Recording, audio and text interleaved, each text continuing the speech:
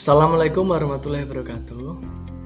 Bertemu lagi dengan saya, Muhammad Bagas Putra Pertama, dengan NIM 501332623, merupakan mahasiswa Prodi Magister Pendidikan Dasar semester 3 tahun pelajaran 2025-2026 Ganjil dari Universitas Terbuka. Hari ini saya akan mendiskusikan diskusi yang ke-6 MPDR 5302 Studi Komparatif Pendidikan Dasar di berbagai negara. Nah, hari ini di diskusi 6 kita ada beberapa pertanyaan atau diskusi. Pertanyaan yang pertama, 1. Bagaimana Anda sebagai guru pendidikan dasar dapat berkontribusi dalam mengatasi isu gender dalam lingkungan pendidikan? Fokuslah pada cara-cara untuk menciptakan lingkungan pembelajaran yang inklusif dan mendukung perkembangan siswa tanpa memandang jenis kelamin. Nah, di sini kontribusi guru dalam mengatasi isu gender di lingkungan pendidikan dapat kita lihat dari penjelasan yang berikut. Sebagai guru, saya memandang bahwa peran guru tidak hanya sebatas menyampaikan materi ajar, tetapi juga menjadi agen perubahan sosial yang berperan penting dalam membangun lingkungan belajar yang berkeadilan dan inklusif bagi seluruh peserta didik, tanpa memandang jenis kelamin. Kesetaraan gender di lingkungan pendidikan merupakan salah satu pilar utama dalam mewujudkan pendidikan yang berkualitas dan berorientasi pada nilai-nilai kemanusiaan. Oleh karena itu, setiap guru perlu memiliki kesadaran kritis terhadap potensi munculnya ketimpangan atau bias gender dalam proses pembelajaran sehari-hari. Langkah awal yang dapat saya lakukan adalah menciptakan iklim kelas yang bebas dari stereotip gender. Seringkali, tanpa disadari, guru maupun lingkungan sekolah masih memproduksi pandangan yang bias. Misalnya, menganggap bahwa siswa laki-laki lebih unggul dalam pelajaran eksakta seperti matematika dan IPA, sedangkan siswa atau peserta didik perempuan lebih cocok dalam bidang seni atau keterampilan rumah tangga. Padahal kemampuan akademik dan potensi individu tidak ditentukan oleh jenis kelamin, melainkan oleh kesempatan belajar yang setara dan dukungan lingkungan yang positif. Dengan menyadari hal tersebut, saya berupaya untuk menampilkan contoh-contoh tokoh inspiratif dari berbagai gender di setiap bidang studi, seperti ilmuwan perempuan dan seniman laki-laki, untuk menanamkan persepsi bahwa prestasi dan peran sosial terbuka bagi siapa saja. Berikutnya, selain itu, saya juga menekankan pentingnya partisipasi setara dalam kegiatan belajar mengajar. Dalam praktiknya, saya berusaha memberikan kesempatan yang sama kepada siswa laki-laki dan perempuan untuk mengemukakan pendapat, bertanya, memimpin diskusi, maupun mempresentasikan hasil kerja kelompok saat pembentukan kelompok belajar. Saya tidak memisahkan siswa berdasarkan jenis kelamin, melainkan mendorong kolaborasi antar individu dengan kemampuan dan latar belakang yang beragam. Pendekatan ini bertujuan menumbuhkan sikap saling menghargai, empati, dan kerjasama tanpa memandang gender. Lebih jauh, peran guru dalam mengatasi isu gender juga mencangkup penggunaan bahasa yang inklusif dan sensitif gender dalam komunikasi sehari-hari di kelas. Bahasa memiliki kekuatan yang besar dalam membentuk pola pikir siswa. Oleh karena itu, saya berusaha menghindari penggunaan istilah atau ungkapan yang bernuansa diskriminatif. Misalnya, saya mengganti kalimat seperti anak laki-laki harus kuat dengan setiap anak perlu berani mencoba dan pantang menyerah, agar pesan moral yang disampaikan bersifat universal dan tidak membatasi peran berdasarkan jenis kelamin. Selain praktik di kelas, saya juga berupaya membangun budaya sekolah yang menumbuhkan kesetaraan gender melalui kerjasama dengan rekan guru dan pihak sekolah. Kami dapat mengadakan kegiatan seperti loka karya kecil atau diskusi tematik mengenai kesadaran gender bagi guru, siswa atau peserta didik maupun orang tua. Melalui kegiatan ini, Nilai-nilai kesetaraan dapat diinternalisasi secara lebih luas dan menjadi bagian dari budaya sekolah. Dengan demikian, kontribusi guru dalam mengatasi isu gender tidak hanya berhenti pada ranah pembelajaran, tetapi juga meluas ke ranah sosial dan kultural di lingkungan sekolah. Melalui pendidikan dasar yang inklusif dan berkeadilan gender, diharapkan setiap siswa tumbuh menjadi individu yang percaya diri, menghargai perbedaan, serta berkontribusi secara positif di masyarakat yang semakin beragam. Nah, kita masuk ke diskusi 6 pertanyaan yang kedua. Sebutkan strategi konkret yang dapat atau telah Anda terapkan untuk mempromosikan kesetaraan gender, mengidentifikasi potensi diskriminasi gender, dan mengajarkan siswa tentang pentingnya menghormati perbedaan dan merangkul keragaman dalam konteks pendidikan dasar.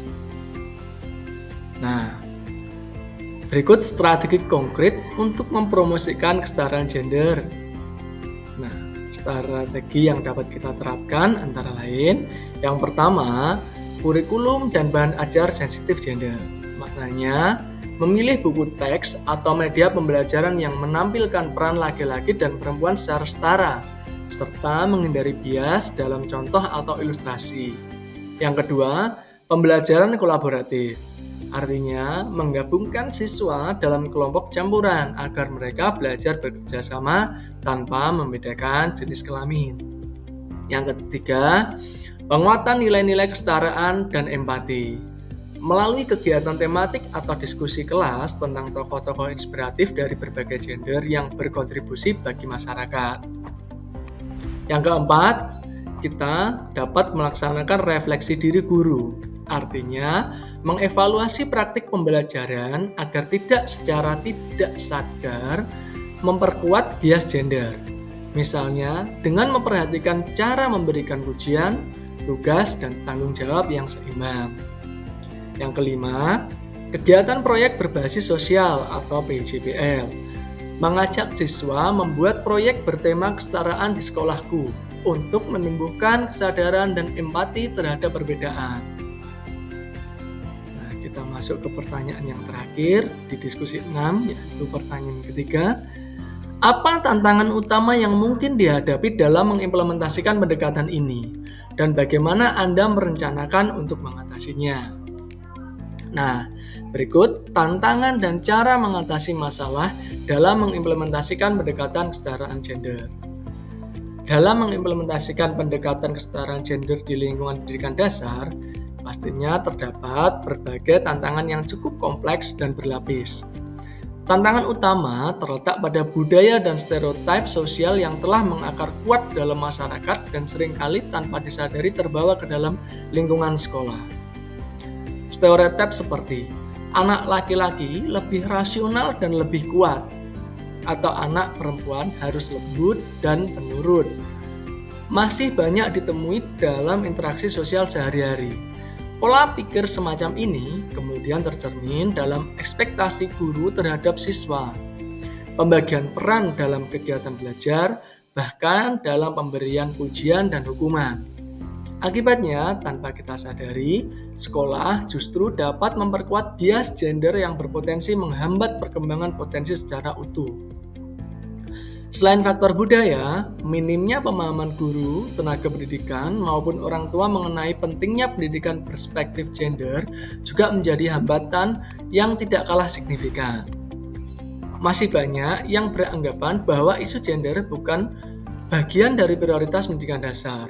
Padahal di usia inilah nilai kesetaraan dan penghargaan terhadap perbedaan perlu ditanamkan sejak dini. Guru yang belum memiliki wawasan gender cenderung mengajar dengan cara konvensional tanpa memperhatikan keadilan dalam pemberian kesempatan belajar.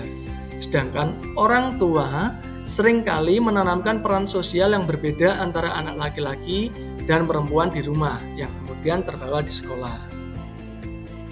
Nah, tantangan lain juga perlu diperhatikan adalah kurangnya dukungan kebijakan sekolah yang mengeksplisit tentang kesetaraan gender. Banyak sekolah belum memiliki pedoman atau kebijakan internal yang mengatur implementasi pengutamaan gender dalam kegiatan pembelajaran, manajemen sekolah, maupun kegiatan ekstrakurikuler. Hal ini menyebabkan upaya mewujudkan lingkungan belajar yang setara masih bersifat individual dan tidak terstruktur, tergantung pada inisiatif pribadi guru. Nah, untuk mengatasi tantangan-tantangan tersebut, diperlukan langkah-langkah yang strategis bersifat kolaboratif, sistematis, dan berkelanjutan. Salah satu upaya yang saya rencanakan adalah mengikuti pelatihan, seminar, atau lokakarya yang berfokus pada pendidikan inklusif dan kesetaraan gender. Melalui kegiatan tersebut, saya dapat memperluas wawasan, memperoleh praktik baik atau best practice, serta memperkuat kompetensi profesional dalam menerapkan prinsip kesetaraan gender di kelas.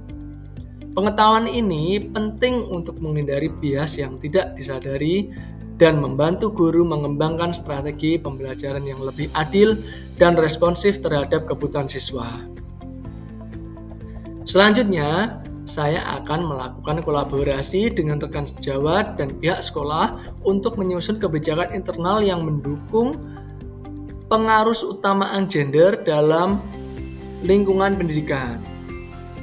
Kolaborasi ini dapat diwujudkan dalam bentuk perumusan visi dan misi sekolah yang mencantumkan nilai-nilai kesetaraan, pengintegrasian tema gender dalam modul ajar, serta pembentukan tim atau komunitas guru peduli kesetaraan gender yang bertugas memantau dan mengembangkan praktik pembelajaran inklusif.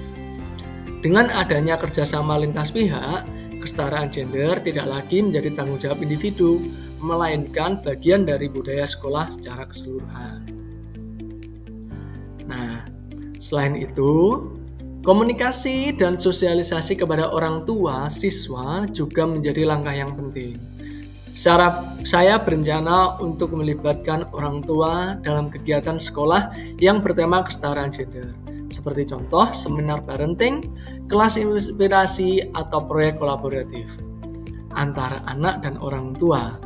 Melalui kegiatan tersebut, orang tua diharapkan memahami bahwa mendidik anak laki-laki dan perempuan secara setara akan membantu keduanya tumbuh menjadi individu yang mandiri, empatik, dan saling menghargai. Dengan berbagai langkah tersebut, saya berharap sekolah dasar dapat benar-benar menjadi ruang yang aman, adil, dan mendukung perkembangan semua siswa secara optimal, baik secara akademik, emosional, maupun sosial. Upaya kecil yang dilakukan secara konsisten di tingkat kelas dan sekolah akan berkontribusi secara besar dalam membangun generasi yang lebih adil secara gender, toleran, dan siap hidup di masyarakat yang beragam. Terima kasih. Itu tadi presentasi saya di diskusi yang ke-6. Semoga apa yang kita diskusikan atau yang kita bahas hari ini dapat membawa manfaat dan juga keberkahan bagi kita semua. Saya cukupi presentasi kita hari ini. Kurang lebihnya saya mohon maaf. Wassalamualaikum warahmatullahi wabarakatuh.